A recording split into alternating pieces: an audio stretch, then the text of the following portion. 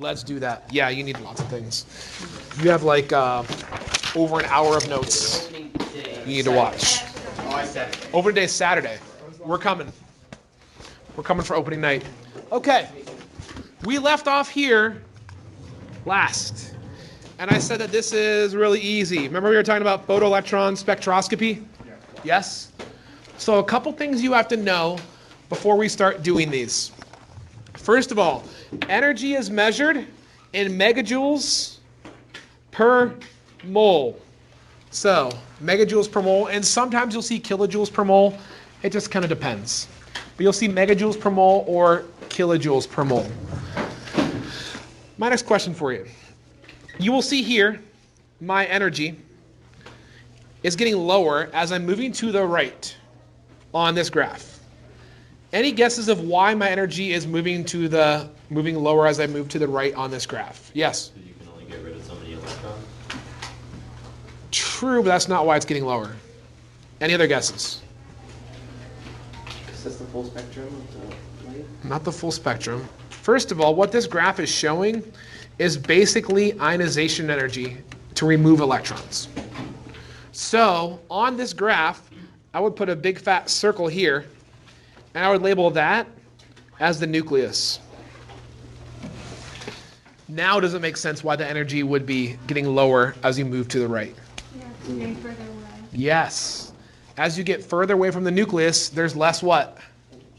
Net nuclear pull. Yes.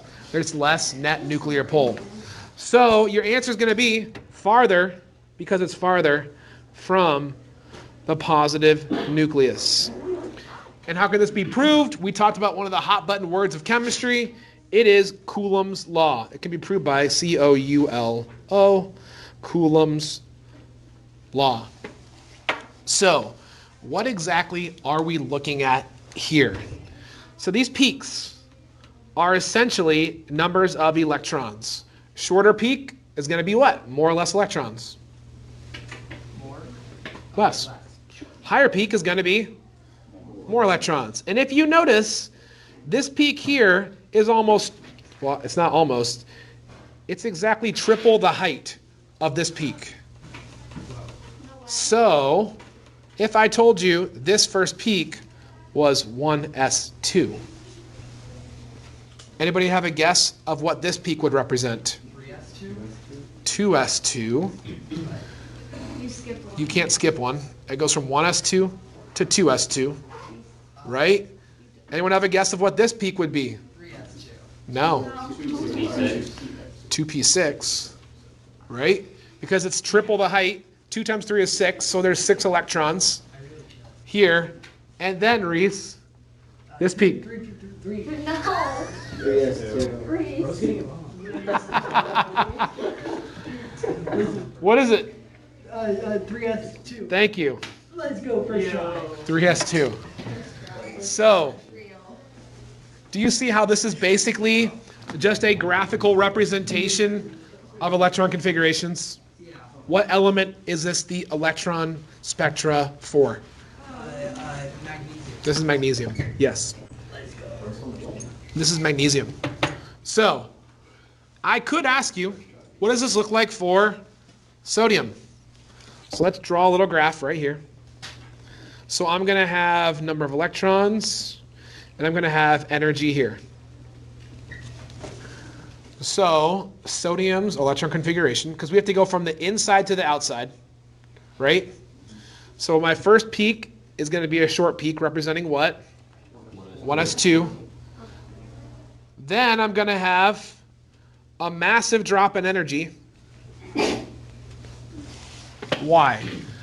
Why do I have a massive drop of energy? Because if you look here, right, I go from 100 to 10. You would agree that's a massive drop in energy? Aiden. Because you go from losing electrons to gaining them. Well, you're going to a different energy level. Yes. If you lose a level of shielding, right, that's a massive change in energy, right? Does that make sense? Okay. So then I have 1s2. What's my next peak going to be? 2s2, but way less energy. My next peak is going to be How's it going to look? Big peak. A peak that's about 3 times the height, right? So there's my 2p6. And another big drop. And then after that, I'm going to have a huge drop in energy. And then it'll be half the size of the gap here. And then this last one's going to be half the size. And that's going to be my what? 3s1. 3s1. So high energy electrons to remove, low energy electrons to remove. After I remove this first electron, right, my energy goes up a ton for multiple reasons. Number one, I now have a what type of shell? A full outer shell, so it's stable. Number two, I lost a whole level of shielding. So that's why the energy is, this is times 10, right? This is times 10. So it's a huge energy change. You guys with me so far?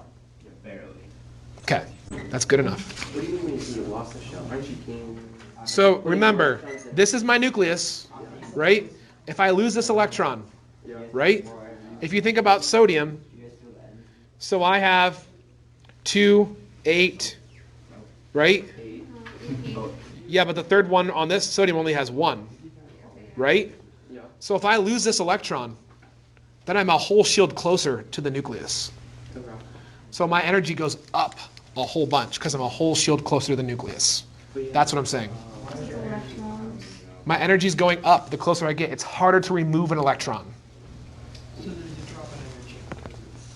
Well, here, remember the energy is going up as I go this way. Yeah. Okay. So it depends which way you're going. Gianni? So would every element's electron spectra start off at 100, like, or does that kind of? It depends. It depends. You'll see on the next page. Okay. Okay? Flip it. So this is not terrible. Okay? It looks terrible.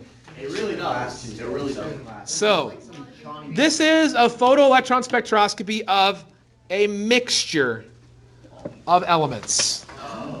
So this is a mixture of elements, and stay with me, okay? So my question is, why are the S peaks at different heights for different elements? So here is one of the S peaks, here is an S peak, here's an S peak, right? What's an SP? Like The level. the S level, like the S orbital. The S orbital. Why are these all different heights? Well, I just showed you on the last one, right? All the S peaks were all the same. Why are they different here? What? Some have more acids. There's only one S orbital. It's because of their electromagnetic. Nope. So the like percent makeup. Yes. Nice work. Right here. It's the abundance. All right? All of these have a different abundance in the mixture. Which has the highest abundance in the mixture? Oxygen. Which S peak is the largest? Yes. So O2, right? O2 has the highest abundance, so highest peak. So highest abundance equals the highest peak. Do I think that you would see something like that on the AP test? I actually don't think so. But it's kind of fun to think a little bit more in depth than we need to. Okay, so here's what you would see. I forget who was asking me about the energies. I think it was Gianni. So this is the successive ionization energies of magnesium in kilojoules per mole. So I lose my first electron, right? Energy goes up. I lose my second electron. Then what happens to my energy? Look between 2 and 3. Do you see that huge jump between 2 and 3? Yes? Because I lost a whole shell there, right? Magnesium has how many valence electrons? 2.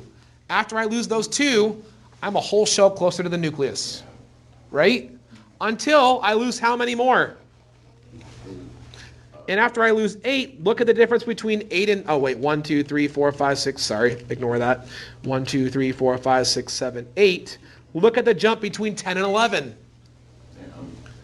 Because these are my innermost electrons now. Yes? So if I lose 8 more electrons, now I'm literally right beside my nucleus. You have a ton of energy. Ton of energy to remove those because they're right beside the nucleus. Make sense? Those numbers all represent the energy to remove that. Correct. These are ionization energies. Energy required to remove an electron. Yes. What's the highest we have created for like a level? The highest what? We have created for like a level. Like I know like we've created our own elements. We Like, as in like humanity? yeah, like what's the highest level that has been achieved, you know? I don't understand the question. Like the highest shielding. Like, I mean, you have just up down there the number 118, right? yeah. So that's going to be your 6Ds, right? Or your 7Ps. That's it. So, well, they're huge. And that's a great question though, Gianni. All right. So these are clear. Why? They're man-made. They're man-made. And how long do they exist? Why? Because they're so massive, the electrons just do what? They're gone, right? That's why. That's why. That's why. It's just periodic trends. Just periodic trends. That's a good question. Okay. We got two definitions down here, paramagnetic and diamagnetic. So para is a species with unpaired electrons. What's up? You have an AP lab tomorrow on the schedule. Is there any sort of setup you need for it? Nope. Thank you, though. Species with unpaired electrons. This results in an attraction to magnets. So now we're drilling down into why stuff works. If you have unpaired electrons, they're attracted to magnets. Does that make sense? Yeah. Right? Let's look at it. Let's look at iron. So iron, outermost electrons, right? Let's just do the short form for iron. That's going to be AR, what? 18. Agreed? Then 4s2, and then 3d6. And remember, what are my outermost electrons? It's actually the 4s. So, if I was going to make a quick orbital diagram of just the outermost electrons, my 4s would be a up and then a down. And then my 3ds, 1, 2, 3, 4, 5, is going to be what? Up, up, up, up, up, and then a down. So you can see how many electrons want to pair up. How many electrons are lonely here? 4. That's why it's magnetic. That's why it's magnetic. Because there's so many unpaired electrons here. Why are there 5? What? D has 5. Because D has 5 orbitals, right? S is 1, P is 3, yep. So, because there's so many unpaired, that's why it's magnetic. So now you're starting to think like, oh wow, that's actually how stuff works. Are magnets just positive? What's that? Are magnets just positive? Well, magnets kind of have both sides, right? So I'm talking about just like a solid magnet would pull this towards it. That's paramagnetic. Diamagnetic is going to be what? The opposite, right? So these are species with all paired electrons. So these are species with all paired electrons. So these are going to do what to a magnet? Repel. These are going to repel a magnet. Those are going to repel a magnet. You got it. So when you calculate, so magnetic field are just like electrons being moved to each other? That's it. And magnetic field is defined as positive. Do you guys remember learning about field in physics? Okay. Magnetic field is known as positive, right? So, and you should have learned, well, COVID, never mind. Yeah. Don't worry about it. We don't need to go any deeper than this, okay? We don't need to go deeper than this. Flip it. If something is isoelectronic, this means they have the actual same electron configuration. So you can have different things with the same electron configuration, but they're still different. I'm going to show you why in a second. So if the electron configuration is different, what am I going to have to compare to? The number of what? Protons. Yes. So I have to compare the number of protons to determine what it is. And I'm going to show you that in a second. So here we go. We're looking at the ionization energies of element X and element Y. First question. In which group is element X to most likely be found?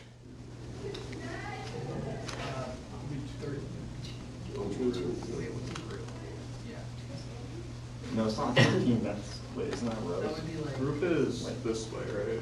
group is down. Group is up and down. Oh, So I guess no. So it'd be what? 13, right? Because it would be like the P, would be like the log or something. Well, no, because you can only remove 3 electrons from it, so that's not good. Let's look at the energies. So that gets you up until I remove 1 electron. How much energy did it take? 513. 513. One valence. Yeah, so half I remove 2 electrons. Does my energy jump up super high? What group is this? It's group 1. Group 1, And right? Because there's a huge jump after I remove the first electron. Yes? Head nod if you're okay with that.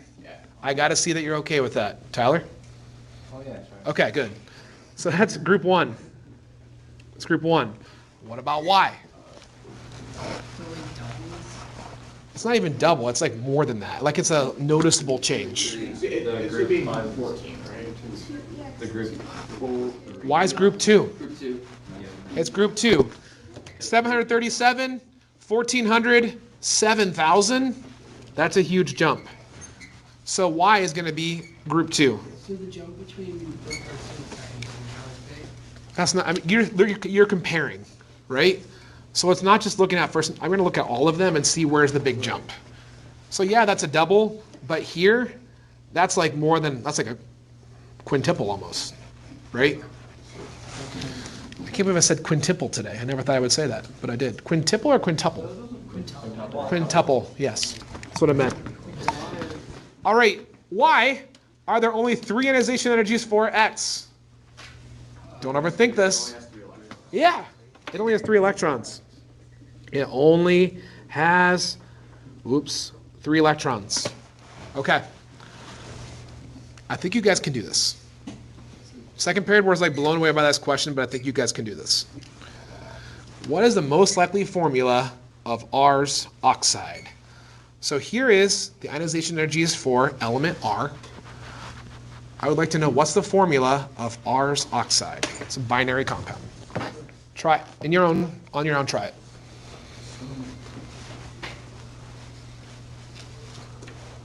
Don't overthink this. You got it?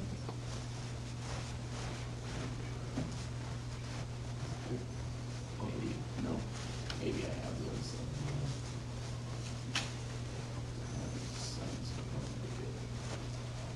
Garrett? Okay. And I know some of you aren't going to write it down because you don't want to have something wrong in your notes, and I get it. But like, at least have an idea in your head.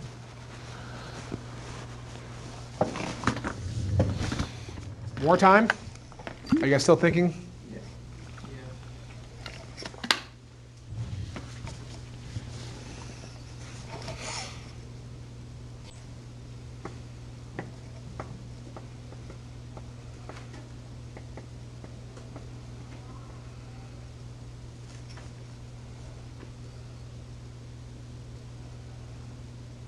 Okay.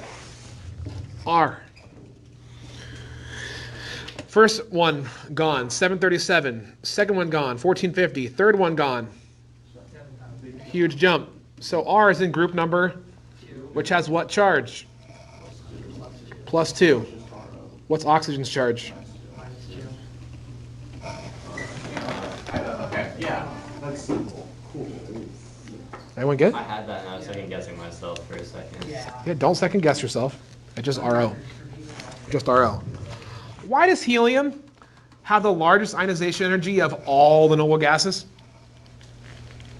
Why does helium have the largest ionization energy of all the noble gases? Because the electrons are right next to What'd you say, Jackson? Least amount of shielding.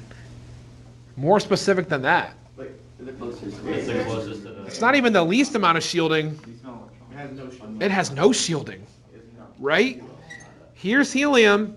There's my 2 electrons. Is there anything between the electrons and the nucleus? No. So there's literally no shielding. What about So helium? what's that? What about helium? That is helium. It's helium. Oh, it's not hydrogen. Sorry. Hydrogen? Well, hydrogen still wants to lose it or gain one, right? Hydrogen's not stable. So that's why this is your most stable element. So, is helium flammable? Yeah. Yeah. Yeah, it is. Oh, right, yeah. Like, why? That's just the properties of its gas. I mean, something can still be flammable and be stable. I mean, let's keep moving. Let's keep moving.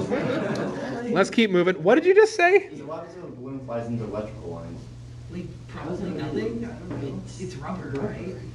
Yeah, but I'm talking about the helium inside the, okay, there you go. Alright, it blows up, okay? Above ionization energies. What element would this be? What element would that be?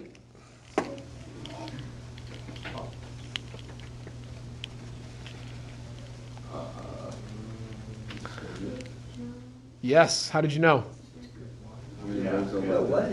Yeah, guys, you don't even have to look at the ionization energies. Count. 1, 2, 3, 4, 5, 6, 7, 8, 11 ionization energies, 11 electrons.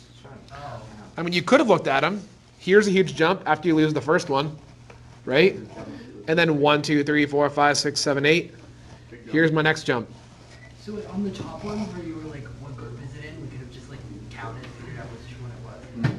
Well, not necessarily, because on you didn't really know. On this one, if you tell them what element it is, like you could just count to 11. I put that there just for fun. Okay. Arrange the following from smallest to largest. I want you to do the electron configuration for argon and potassium. Do those really quick. Argon, potassium. What's up? Yeah, you've just been dead for a bit. Just do it. Argon, potassium, go. Okay, Mr. Brown. It's the same thing. Stop talking. You guys see that that's the same thing, right? Remember how I was talking about something being isoelectronic? So argon is 1s2, 2s2, 2p6, 3s2, right? 3p6, 4s2, 3d10, 4p6. Oh yeah, did I go too far? Yeah. Yeah, my bad. That's it. That's it, right? Yeah. All of these are the exact same electron configuration. Do you agree with that? Yeah. So you ordered like, Every one of these are the exact same electron configuration. so you have to order them by protocol? So if I said, which is arranged from smallest to largest, which one is going to be the smallest? How are they the same electrons? Wait, how are they the same electrons? Okay, so potassium, Yes. potassium loses 1, becomes like argon. Calcium loses 2, becomes like argon. Sulfur gains 2, becomes like argon. Which one's going to be the smallest? No. CA? Potassium. Why? I have no idea. Oh, it was only one away. No. It has the More it's the furthest protons left. with electrons. Potassium has the most protons. Therefore, what does it do with its electrons? Calcium has the most protons. Therefore, it's going to be the smallest. What is CA better? Because it has more protons and. I said calcium. That is Ca. Oh, is it? You said potassium. I'm sorry. Calcium. So sorry. Calcium. I meant calcium. Are we on the same page now? I'm like, why are we not like, okay, it's calcium, right? Because calcium has how many protons? 20. 20 protons. Okay, sorry, that's my fault. And then potassium ion has how many protons? 19 protons. Argon has how many protons? 18 protons. And then chlorine ion has how many? 17 protons. And lastly, sulfur ion has 16 protons.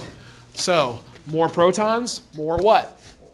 More pull. Smaller ion. But doesn't CA and K So both have CA ion has shielding. No, they just. No, because these all have the same amount of shielding. That's why they're all the same isoelectronic. So they all have the exact amount same of shielding until it depends on protons. That's it. So that is